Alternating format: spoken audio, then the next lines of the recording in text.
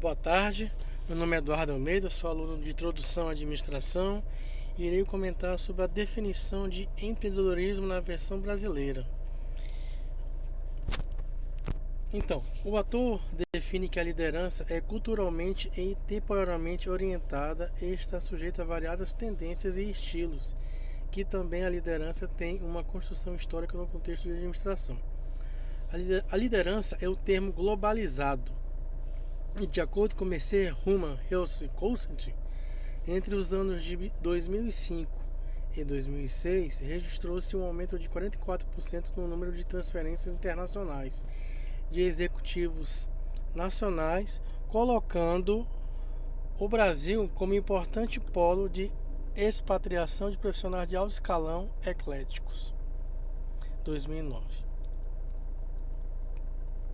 Então, do senso comum emerge que esses executivos são requisitados por serem ecléticos e flexíveis, afinal têm comandado as nossas empresas em meio aos duros trancos da economia, notadamente nos anos anteriores à estabilidade econômica atual. Também alguns estudos têm lançado luzes que permitem algumas explicações. Estudo comparativo desses autores sobre o estilo de tomada de decisão de executivos com uma grande amostra de líderes de empresa nos diversos continentes sugere a existência de uma diferença de cultura global. Esse é o enfoque dado pela teoria dos traços, pela liderança carismática e pela liderança transformacional.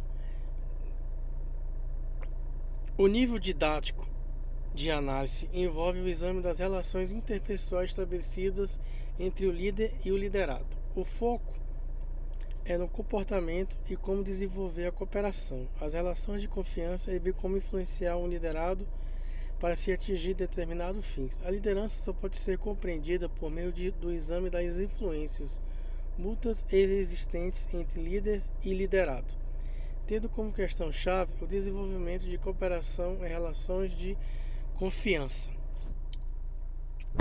Uma definição usual de competência e de liderança refere-se aos traços de personalidade, qualidades e comportamentos do líder que encorajam a participação, o desenvolvimento e o comprometimento de outros com a organização.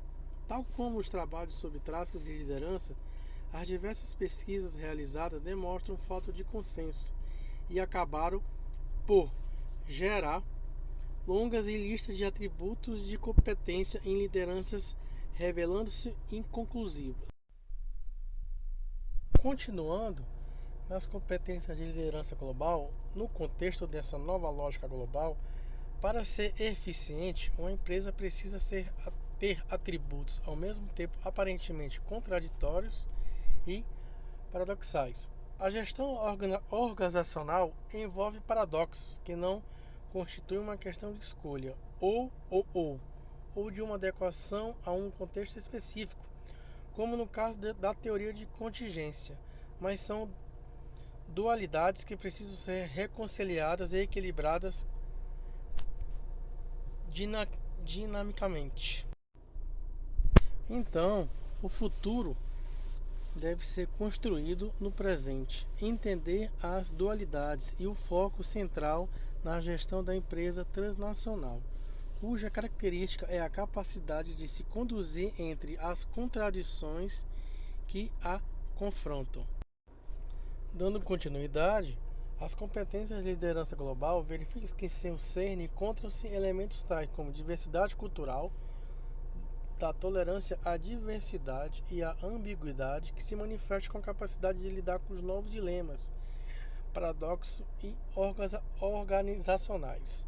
Os estudos aplicados dos teóricos em relação aos paradoxos da personalidade humana, interligado à questão da liderança e ao foco central deste nosso ensaio, se líderes brasileiros têm se sobressaído no cenário internacional em função de características e competências forjadas pela nossa cultura, partindo-se de pressupostos de que a cultura brasileira vive e convive com o paradoxo em sua essência. Dando continuidade, a partir de extensão e revisão da literatura, conclui-se que podem ser estabelecidas mais de 50 competências que influenciam a eficiência da competência em liderança global.